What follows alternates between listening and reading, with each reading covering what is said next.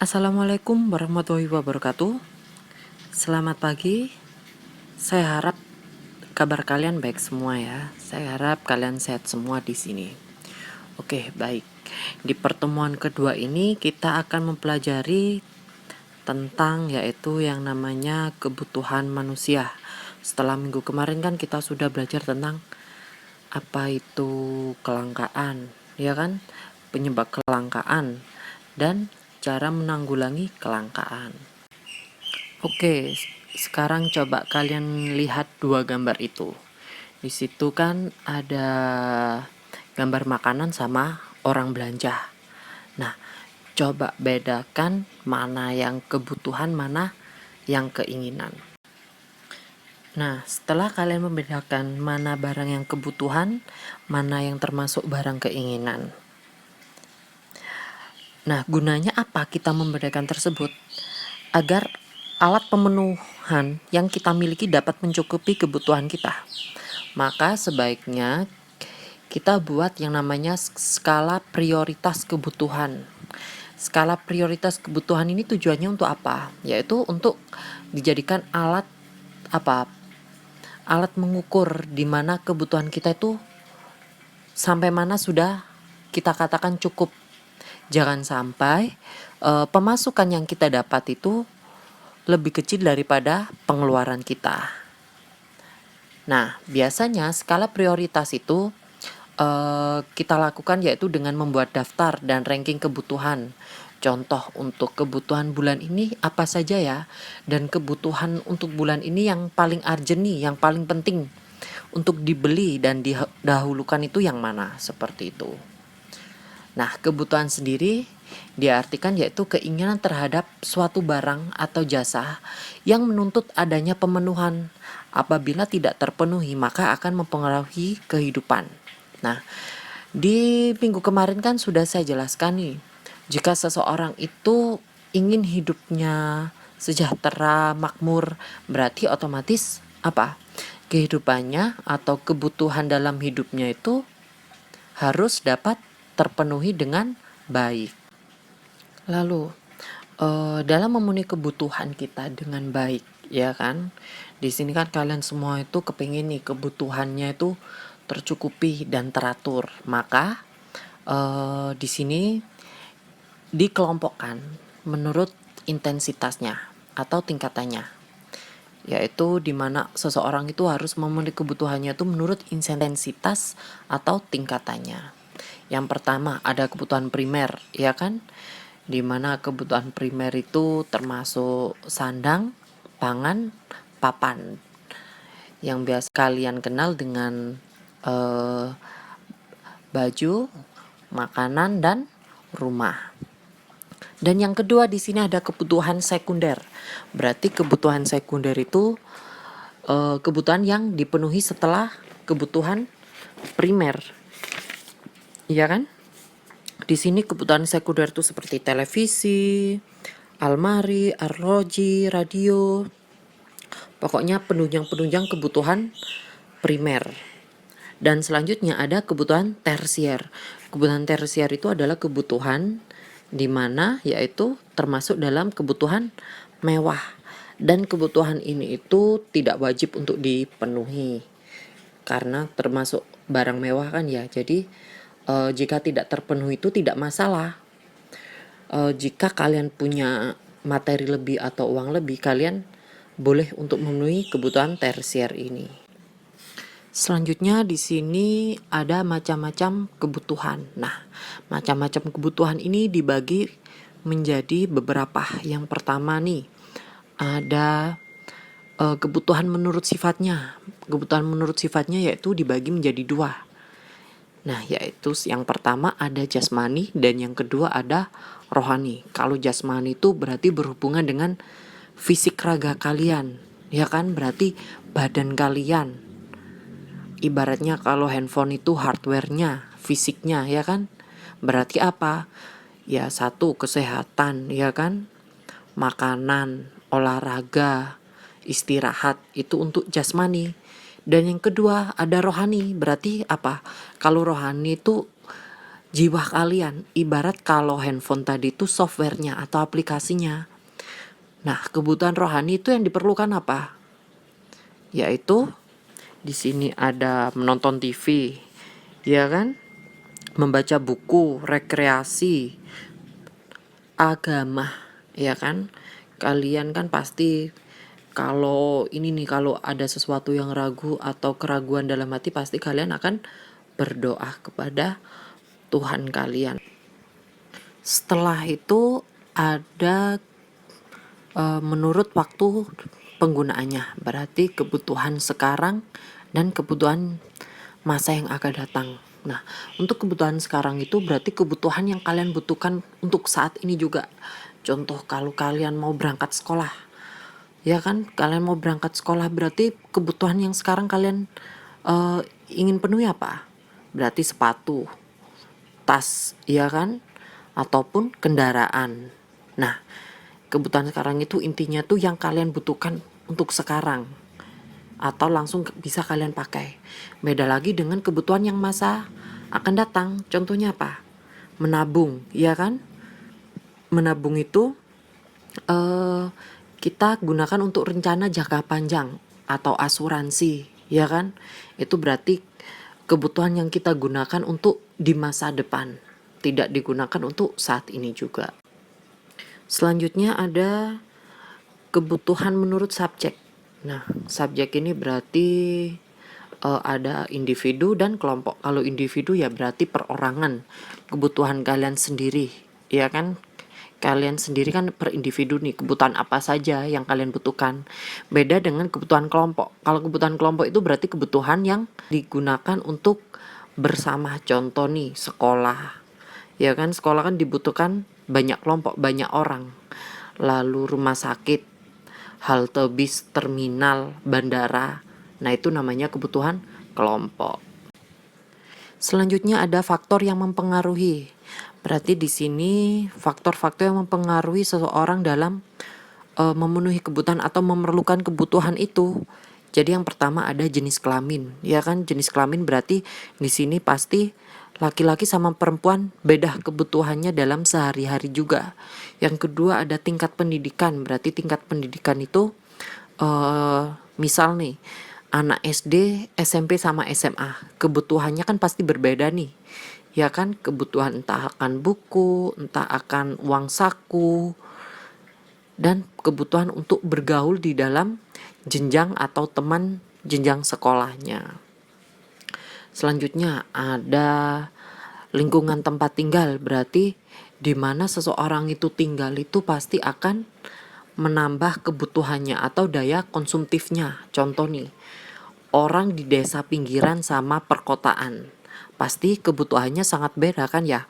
Kalau orang desa kebutuhannya paling ya makan, ya kan, dalam kesehariannya penting bisa makan, penting bisa apa ya, hidup enak gitu ya kan, penting bisa menjalani hidup dengan lancar. Beda dengan orang kota, pasti orang kota itu selain makan mereka butuh cemilan kek atau butuh variasi lainnya. Pokoknya banyak sekali kebutuhan orang kota itu. Cemilannya pun banyak banget kan ya, banyak variasi. Kue saja nggak hanya satu kue, pasti banyak. Beda dengan orang desa. Kalau orang desa itu apa yang mereka punya pasti mereka syukuri atau mereka makan. Beda dengan orang kota, karena mereka sudah mengenal teknologi, mengenal sosial media, pasti kebutuhannya itu akan bertambah dengan seiringnya waktu. Nah, selanjutnya kemajuan iptek. Nah, kemajuan iptek itu seperti barusan nih, orang kota itu kan sudah mengenal teknologi, mengenal sosial media, pasti kebutuhannya bertambah. Lihat lihat iklan, ya kan, lihat-lihat toko online itu pasti mereka, aduh kok kepingin terus ya gitu. Akhirnya gaya hidup mereka itu akan lebih konsumtif dibandingkan orang desa tadi, ya kan? Nah, ini juga selanjutnya ada tingkat income atau pendapatan. Berarti semakin banyak pendapatan seseorang atau semakin banyak pendapatan dalam keluarga itu, otomatis kebutuhan yang dikeluarkan dalam keluarga itu semakin banyak. itu tidak munafik atau tidak bisa dipungkiri. Ya kan, pasti kan nih orang kalau sudah mempunyai uang banyak, ya kan pasti mereka berpikir, aku harus beli barang nih yang bagus ataupun yang bermerek, ya kan? Beda dengan orang yang income-nya sedikit atau pendapatannya sedikit. Pasti mereka lebih berpikir, pokoknya ini barang nggak usah deh bermerek, pokoknya fungsinya itu pas pada yang dibutuhkan. Kan beda tuh sama orang yang tingkat income-nya tinggi, berarti mereka pengeluarannya tuh lebih banyak karena mereka akan lebih memilih barang yang lebih lebih mungkin dari segi kualitasnya mungkin ataupun dari segi mereknya. Dan selanjutnya ada yaitu status sosial. Nah, status sosial itu pasti akan berdampak banyak pada kebutuhan seseorang, ya kan? Status sosial itu ada hubungannya sama income ini tadi atau pendapatan. Semakin banyak pendapatan seseorang, berarti bisa dikatakan status sosialnya tuh tinggi. Contoh nih, eh orang di tengah kota sama di pinggiran desa. Pastikan status sosialnya lebih baik yang atau lebih tinggi yang di tengah kota. Ya kan, karena mereka pekerjaannya di kantoran mungkin atau menjadi pegawai pemerintah, ya kan. Pasti kebutuhan yang dikeluarkan itu lebih besar yang ini orang yang di kota ini tadi, karena kehidupan mereka itu mungkin mereka memikirnya itu, oh kehidupanku itu dari kerjaku aja sudah layak untuk mendapatkan barang-barang mewah yang aku inginkan. Beda dengan orang yang statusnya di pinggiran desa ini tadi, mereka pasti mikir untuk membeli barang itu masih banyak yang dipikirkan. Keperluan-keperluan lainnya itu harus disiapkan dari awal seperti itu. Nah, selanjutnya ada selera. Kalau selera itu pasti ya, di sini kan selera itu ke arah bagus enggaknya barang, branded enggaknya barang, ataupun kayak berkualitas atau tidaknya barang. Lah, orang yang mempunyai selera tinggi pasti mereka akan memilih barang yang yang kualitasnya bagus, terlihat mahal, terlihat branded, ya kan? Ini sedikit contoh sih, tapi nggak semua orang yang seleranya bagus itu cenderungnya ke situ. Ini hanya contoh. Beda lagi dengan orang yang seleranya biasa saja, pasti mereka yang seperti saya katakan tadi, kalau memilih barang atau membeli barang itu intinya hanya dilihat dari fungsinya. Pokoknya kalau sudah fungsinya pas yang diperlukan atau sesuai yang diinginkan, ya udah itu aja cukup gitu. Beda dengan orang yang seleranya tinggi, pasti mereka akan lebih melihat ke prestige ya seperti itu. Nah, sudah kita ketahui bahwa kebutuhan manusia itu tidak ada batasannya. Artinya di sini tuh sangat dinamis, ya kan? Dinamis, tidak ada batasan, selalu bertambah, selalu berkembang. Seiring Seiring bertambahnya waktu, ya kan, semakin kesini kan kebutuhan orang tuh semakin banyak. Ya kan, tidak hanya satu dua tetapi berbagai macam, beragam dan bervariasi. Di sini alat pemenuhan kebutuhan manusia itu sangat banyak sekali macamnya, ya kan? Ada berupa barang dan jasa pastinya. Lalu berwujud dan tidak berwujud. Begitu juga untuk memperoleh perlu mengeluarkan uang atau tidak, ya kan? Seperti halnya kebutuhan, alat pemuas kebutuhan terdapat berbagai jenis macamnya. Banyaknya alat pemenuhan kebutuhan itu agar mudah mengingat maka perlu diklasifikasikan. Yang pertama yaitu alat pemenuhan kebutuhan menurut kelangkaannya atau cara memperolehnya. Ya kan, yang pertama itu ada barang ekonomis. Ya kan, berarti barang ekonomis itu untuk mendapatkannya kita harus mengeluarkan pengorbanan. Dalam artian itu contoh seperti ini, kalau kalian ingin mendapatkan sepatu nih atau membeli sepatu, ya kan berarti kalian harus mengeluarkan uang. Nah, sebelum mengeluarkan uang berarti kalian harus mempunyai uang. Nah, untuk mempunyai uang berarti kalian harus bekerja terlebih dahulu. Nah, yang kedua itu ada barang bebas. Nah, barang bebas itu barang yang kita peroleh itu dengan bebas ya, artinya bebas itu kalian tidak perlu mengeluarkan effort atau upaya untuk mendapatkannya. Contoh yaitu udara, ya kan, kalian bernafas kan nggak perlu bayar nih, ataupun sinar matahari, angin, ya kan, berarti kalian tidak perlu untuk membayar atau usaha untuk memiliki tersebut atau memiliki barang tersebut, nggak perlu effort lagi gitu, jadi bebas aja kalian pakai ya. Selanjutnya ada alat pemenuhan kebutuhan menurut hubungannya dengan barang lain. Di sini hubungannya dengan barang lain itu, contoh di sini ada barang substitusi. Barang substitusi itu biasanya barang yang perannya tuh bisa kalian gantikan atau ada alternatif lain. Contohnya nih, biasanya di rumah kalian kan masak nasi nih. Nah, kebetulan nih beras atau padinya hari ini tuh habis. Nah, berarti kalian bisa apa menggantinya dengan umbi-umbian, jagung, ataupun gandum, atau roti, atau oatmeal. Itu ya, itu namanya barang substitusi. Lalu selanjutnya ada barang komplementer. Komplementer itu barang yang kegunaannya atau keberadaannya tuh untuk saling melengkapi. Nah, contohnya apa? LPG nih, berarti kalau nggak ada LPG, kompor kalian nggak akan bisa nyala, ya kan? Bensin atau BBM, kalau nggak ada BBM, motor kalian nggak akan bisa jalan. Nah, itu tadi contoh barang komplementer atau saling bergantung dengan barang lainnya. Next, kita ada alat pemenuhan kebutuhan menurut tujuan penggunaannya. Dilihat dari tujuan penggunaannya, barang dapat dikelompokkan menjadi yang pertama, barang produksi, berarti barang yang digunakan untuk modal. Biasanya mesin-mesin produksi yang ada di pabrik, ya kan, itu disebut barang produksi. Lahan, gedung, itu kan berarti kalau kita ingin mendirikan usaha berarti modalnya itu dulu. Ada lahan, gedung, lalu mesin-mesin. Dan yang kedua ada barang konsumsi, di mana barang-barang ini dapat digunakan secara langsung untuk memenuhi kebutuhan manusia. Berarti barang ini ada di kehidupan kita sehari-hari, ya kan? Disebut barang jadi atau siap pakai biasanya.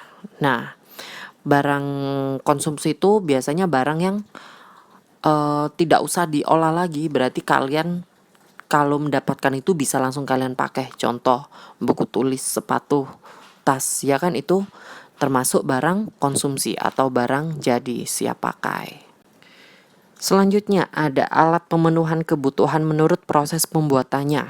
Yang pertama ada barang mentah, berarti barang ini tuh belum dapat digunakan atau dikonsumsi secara langsung. Berarti apa? Kalau kalian ingin menggunakan atau mengkonsumsi barang ini berarti harus melalui produksi terlebih dahulu. Contoh barang mentah yaitu padi, ya kan? Sebelum kalian konsumsikan harus diolah dahulu. Lalu gandum, ya kan, jagung, kayu. Itu kan kalau kalian ingin memakainya atau menggunakannya juga harus melalui produksi terlebih dahulu. Yang kedua ada barang setengah jadi. Nah, barang setengah jadi itu barang atau alat pemuas kebutuhan yang masih dalam proses produksi. Contoh ada benang, ada kain, ya kan, tepung. Nah, barang-barang ini tuh kalau kalian konsumsi itu juga harus melalui pengolahan dahulu. Tetapi mereka bisa dikatakan setengah jadi itu sebenarnya barang ini tadi itu sudah melalui produksi. Akan tetapi jika kita atau kalian ingin menggunakannya berarti harus diolah lagi. Contohnya kain, kan nggak langsung nih kalian pakai, berarti harus dijahit terlebih dahulu seperti itu. Selanjutnya kita masuk dalam tindakan, motif, dan prinsip ekonomi. Nah, di sini motif sendiri artinya yaitu hasrat yang kuat dalam diri seseorang untuk melakukan suatu kemauan dan tindakan untuk mencapai suatu tujuan. Lalu ada tindakan ekonomis, berarti segala usaha yang dilakukan untuk mengendalikan dan mencapai kemakmuran serta kesejahteraan dalam hidup. Berarti di sini tindakan ekonomis itu dilakukan setiap orang harus dengan penuh tanggung jawab, ya kan, harus dengan kejujuran, setelah itu harus santun, Lalu untuk memikirkannya tuh harus rasional dan tidak gegabah. Dalam artian itu, jika kalian ingin memutuskan sesuatu itu tidak semerta-merta kalian hasrat kalian tuh ingin langsung tercapai. Tidak, kalian harus berpikir panjang terlebih dahulu. Dampaknya, efeknya tuh apa di belakangnya. Nah, ini yang dikatakan tidak gegabah. Lalu di sini ada motif ekonomi. Nah, motif ekonomi itu keinginan atau alasan yang mendorong manusia untuk melakukan tindakan ekonomi. Di sini ada macam-macam motif ekonomi, yaitu yang pertama, motifnya untuk memenuhi kebutuhan. Ya kan, pada buku kalian itu di situ terlihat nih ada nenek-nenek yang jualan pisang. Nah, motif dia itu jualan pisang itu apa? Sampai dia itu rela jalankan ya. Dia sampai rela jalan kaki, menaruh pisang di atas kepala, satunya digendong. Nah, motifnya tuh apa? Berarti motifnya tuh dia ingin memenuhi kebutuhan yang ada di rumah, entah cucunya, entah anaknya, seperti itu. Dan yang kedua itu ada berbuat sosial. Nah, berbuat sosial berarti tujuan orang ini tuh berbuat sosial itu apa? Motifnya apa? Seperti itu. Apa yang diinginkan orang itu setelah berbuat sosial? Contoh, entah dia mendapat pahala, ya kan, mendapat rizki, ataupun dicap orang menjadi sebagai orang yang dermawan, seperti itu. Dan yang ketiga adalah mendapat penghargaan. Kalau mendapat penghargaan ini berarti biasanya itu ada pada lingkungan sekolah, ya kan, lingkungan sekolah, lingkungan kerja, itu sangat terlihat sekali orang yang ingin mendapatkan penghargaan itu. Mereka berlomba-lomba menjadi yang terbaik. Contoh nih, kalian harus belajar rajin, ya kan, terus belajar yang rajin, yang tekun. Untuk apa? Berarti untuk mendapatkan nilai yang baik dan mencapai ranking yang bagus. Nah, motifnya seperti itu, motif dari kalian belajar rajin dan tekun itu. Dan yang terakhir ada motif untuk memperoleh kekuasaan. Berarti di sini motif lain yang mendorong seseorang itu untuk melakukan kegiatan ekonomi adalah untuk memperoleh kekuasaan. Berarti contoh nih, kalau orang itu bekerja dengan giat, ya kan? Bekerja dengan giat akhirnya mempunyai materi yang lebih. Nah, dengan materi yang lebih ini dia ingin menjadi Pak Lurah nih di desanya, ya kan? Alhasil kalau dia jadi berarti dia bisa dikatakan seseorang yang berkuasa di desa tersebut. Lalu selanjutnya ada prinsip ekonomi. Nah, prinsip ekonomi yaitu effort atau upaya yang dilakukan seseorang untuk mendapatkan sesuatu yang diinginkan secara lebih, akan tetapi dengan pengorbanan atau pengeluaran yang lebih kecil dan selalu mengikuti perkembangan zaman. Contoh nih, ada pengusaha, dia ingin memproduksi suatu barang, ya kan?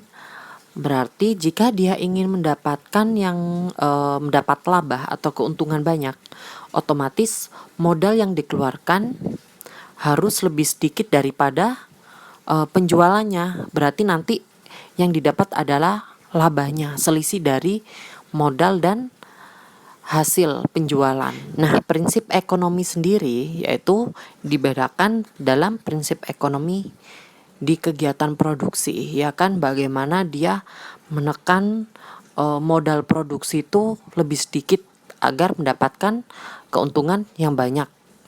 Lalu di sini ada prinsip ekonomi dalam kegiatan distribusi, dan yang terakhir prinsip ekonomi dalam kegiatan konsumsi. Biasanya kalau konsumsi itu contoh nih, kalau kalian pergi ke suatu supermarket, berarti kalian membeli barang itu harus memilih dulu, membandingkan harga antara toko satu dengan toko yang lainnya, ya kan? Jangan sampai barangnya sama tetapi kalian membelinya itu lebih mahal di toko yang kalian tuju. Nah, ini prinsip ekonomi yang harus kalian terapkan, yaitu membandingkan harga dari tempat satu ke tempat yang lainnya. Lalu jangan lupa membeli barang itu harus berkualitas yang bagus, ya kan? Dan membeli barang yang sesuai direncanakan. Berarti jika kalian ingin membeli atau kalian berkunjung ke mall, berarti sebelum berangkat kalian harus apa? Mendaftar nih, seperti yang kita bahas pertama tadi, memprioritaskan mana yang lebih dulu akan kita beli. Nah, selanjutnya itu kita akan bagus dalam memanajemen perekonomian diri kita sendiri, seperti itu. Nah, itu tadi materi kebutuhan manusia. Saya harap setelah kalian mendengarkan materi ini, kalian akan lebih berpikir nih, akan lebih berhati-hati dalam kegiatan ekonomi ataupun memenuhi kebutuhan diri kalian sendiri, seperti itu. Oke, dan yang terakhir di sini ada tugas yang harus kalian kerjakan, ya kan? Untuk pengumpulannya atau pengerjaannya tuh sama seperti tugas yang sebelumnya. Jadi boleh diketik atau boleh ditulis, tetapi pengumpulannya melalui email. Baik, untuk materi hari ini cukup sampai di sini. Jika ada sesuatu yang kurang bisa dipahami atau yang ingin ditanyakan, silakan langsung japri saya atau wapri saya. Ya kan, chat saya di WA, minta nomor saya di ketua kelas. Saya ingatkan lagi, jangan lupa untuk presensi di link yang saya berikan sebelumnya. Saya akhiri, selamat pagi dan assalamualaikum warahmatullahi wabarakatuh.